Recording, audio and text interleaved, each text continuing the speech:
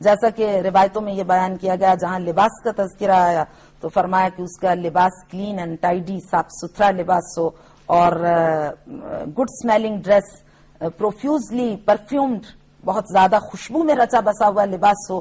تمام وہ چیزیں جو اس کی شخصیت میں جذابیت پیدا کریں، اس کی شخصیت مطلوب محبوب ہو، نسل اس کی جانب متاثر کن شخصیت رکھتا ہو. اور پھر یہ کہ جب وہ ممبر سے محراب کی جانب بڑھے تو وقار اور سکینہ، گریس اور ایکوینیمیٹی کے ساتھ پروسیڈ کرے، ہاتھ میں واکنگ سٹک ہو.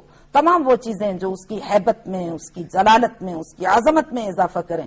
اور خطبے کا آغاز کرے تو عربی میں، حمد عربی میں ہو، درود عربی میں ہو. اور اس کے بعد چونکہ اس خطبے سے، اس اجتماع سے لوگوں کی ذہنی اور عملی اور فکری تربیت درکار ہے، یعنی ان کی ایجوکیشن آف مائنڈ اور ان کی ٹریننگ آف کنڈکٹ ہمارا مطلوب ہے اس کانگریگیشن سے، اس نماز جمعہ سے، اس اسمبلی سے. اس لیے اس میں یہ بیان کر دیا گیا کہ جب وہ پھر لوگوں سے محو گفتگو ہو تو پھر ان کی اپنی زبان میں، کیونکہ لوگوں کو ایجوکیٹ کرنا مقصد ہے. Fear of God, moral restraint, یہ اس کے موضوعات ہیں. اور اس کے علاوہ 2 خطبے ہوں گے، ایک خطبے میں یاد خدا اور دوسرے خطبے میں مسلمانوں کے جو مسائل ہیں، جو عالمی سیاست ہے، اس کے بارے میں بات کریں. خانم صاحبہ، نماز جمعہ کے بارے میں ہمیں بتائیے گا کہ نماز جمعہ واجب ہے یا نہیں، اگر واجب ہوئی ہے تو پھر کب اور کیسے واجب ہوئی؟ اس کے بارے میں روایات ہیں تمام مکاتب فکر اسلامی کے ہاں.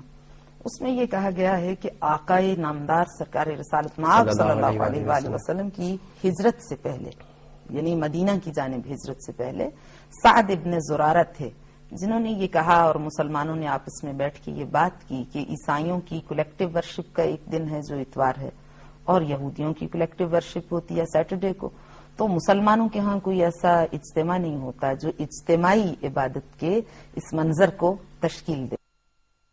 تو اس میں پھر انہوں نے طے کیا کہ جمعۃ المبارک کو اجتماعی عبادت کا دن قرار دیا جائے، یعنی یہودیوں اور عیسائیوں کی عبادت سے ایک دن پہلے مسلمانوں کی اجتماعی عبادت ہو.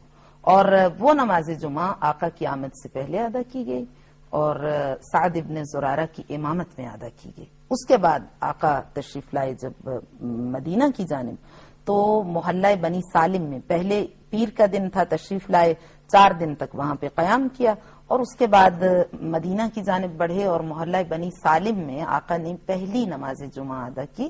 اور اس میں پھر وہیں پہ ارشاد فرمایا، فرض علیکم الجمعہ فی عامی ھذا وفی شہری ھذا وفی یومی ھذا وفی ساعتی ھذا فریضۃ مکتوبہ فمن ترکھا فی حیاتی وبعد مماتی الی یوم القیامہ جحودا لھا واستخفافا بحقھا فلا جمع اللہ شملہ ولا بارک اللہ لہ فی امرہ الا لا برکۃ لہ ولا صدقۃ لہ الا لا صلاۃ لہ ولا حج لہ ولا زکاۃ لہ. تو آقا نے فرمایا کہ آج کے اس دن میں فرض علیکم الجمعہ فی عامی ھذا، اسی سال میں، فی شہری ھذا، اسی مہینے میں، فی یومی ھذا، اسی دن میں، اور فی ساعتی ھذا، اسی گھڑی میں، اسی لمحے، فرض علیکم الجمعہ فریضۃ مکتوبہ، تمہارے اوپر نماز جمعہ کو فرض کر دیا گیا. اس سے ہم یہ مراد نہیں کہ نماز جمعہ واجب ہے اور ہر ایک پر واجب ہے. اس سلسلے میں مکتب اسلام کے پیشوا کا صاحب نہج البلاغہ کا ایک قول ملتا ہے، یا حارس لا تسافر فی یوم الجمعہ حتی تشہد الصلاۃ الا فاصلا فی امر اللہ او فی امر تعذر بہ واطع اللہ فی جمل امورک فان طاعۃ اللہ فاضلۃ علی ما سواها.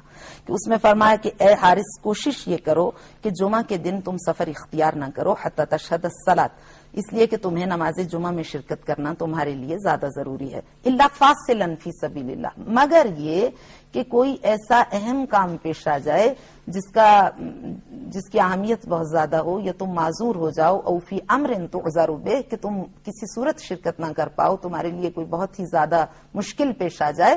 اور پھر اس کے بعد اگلا جملہ بھی فرما دیا، وَأَطِعِ اللَّهَ فِي جُمَلِ أُمُورِكَ فَإِنَّ طَاعَةَ اللَّهِ فَاضِلَةٌ عَلَى مَا سِوَاهَا. اس لیے کہ وہ انسانی ضمیر کی ساخت سے آگاہ ہیں اور جانتے ہیں کہ انسان کتنا زیادہ بہانے کرنے والا اور حیل و حجت سے کام لینے والا. تو اس لیے انہوں نے فرما دیا کہ وَأَطِعِ اللَّهَ فِي جُمَلِ أُمُورِكَ، اللہ کی اطاعت تمام امور میں کرتے رہو.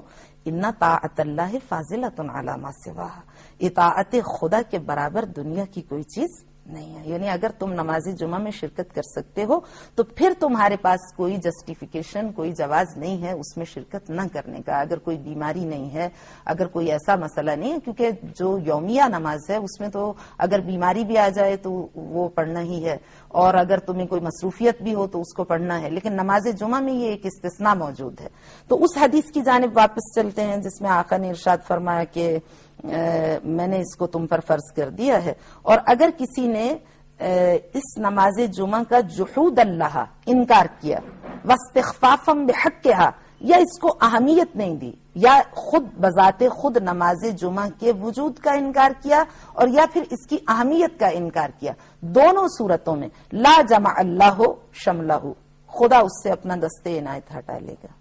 ولا بارک اللہ لہ فی امرہ، اس کی زندگی سے برکات ختم ہو جائیں گی. الا لا صلاۃ لہ، اس کی یومیہ نماز بھی قابل قبول نہیں ہے. الا لا صدقۃ لہ، اس کا صدقہ قابل قبول نہیں ہے. الا لا برکت لہ، اس کی زندگی میں کوئی برکت نہیں. الا ان یتوب، مگر یہ کہ وہ خدا کی بارگاہ میں توبہ کرے اس قبیح عمل سے اور نماز جمعہ میں شرکت کرے.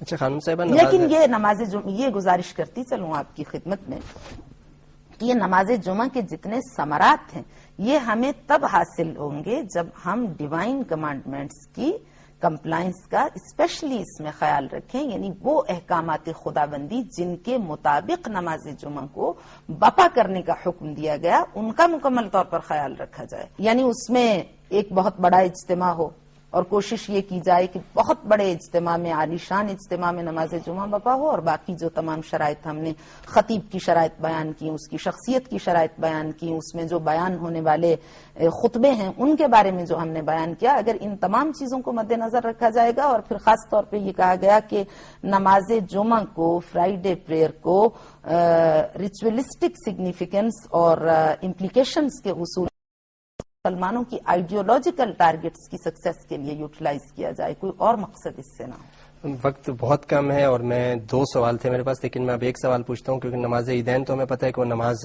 ہے، اس میں سارے نماز جیسے افعال ہمیں نظر آتے ہیں، لیکن ہم نماز میت یا نماز جنازہ کہتے ہیں اور اس میں ہمیں نماز والے جو پنجگانہ نماز ہے یہ والے ارکان تو نظر نہیں آتے. اس بارے میں رہنمائی فرمائیے گا. وہ دعائے مغفرت ہے میت کے لیے، لیکن اجتماعی دعائے مغفرت ہے. ہم اکٹھا ہو کے خدا کی بارگاہ میں اس کے لیے دعائے مغفرت کرتے ہیں. اگر اس سے کوئی کوتاہی ہوئی، کوئی غلطی ہوئی، انسان غلطیوں کا مجموعہ ہے، اس سے بہت سی خطائیں ہوتی ہیں زندگی میں، اور بسا اوقات ہم بھی اپنے عزیزوں سے ناراض ہو جاتے ہیں، نالاں ہوتے ہیں. تو جب وہ دنیا سے رخصت ہو جاتا ہے، مر جاتا ہے، تو اس وقت جتنے بھی راضی ناراض افراد ہوتے ہیں سب جمع ہو کے بارگاہ خدا بندی میں اجتماعی طور پر حاضر ہوتے ہیں اور اس کے لیے طلب مغفرت کرتے ہیں. پروردگار جو اس سے ہمارے حق میں زیادتی ہوئی ہم نے اس کو معاف کیا، اور جو اس نے تیرے حقوق میں کمی کوتاہی کا ارتکاب کیا اس کے لیے ہم سب مل کے اجتماعی طور پر تیری بارگاہ میں تیرے حضور کھڑے یہ فریاد کر رہے ہیں کہ تو اس کے گناہوں کو معاف کر دے. جانوں کے سفر میں پھر پڑاؤ کی منزل آ چکی ہے. آپ کا بہت شکریہ. ناظرین، علامہ اقبال کا یہ شعر مجھے یاد آ رہا ہے. وہ ایک سجدہ جسے تو گراں سمجھتا ہے، 1000 سجدوں سے دیتا ہے آدمی کو نجات. اپنا اور اپنوں کا خیال رکھیے گا. ہمیں دیجیے اجازت. اگلے پروگرام میں انشاءاللہ نئے راستوں کے ساتھ، نئی منزلوں کے ساتھ اجالوں کا یہ سفر جاری رہے گا. خدا حافظ ناصر.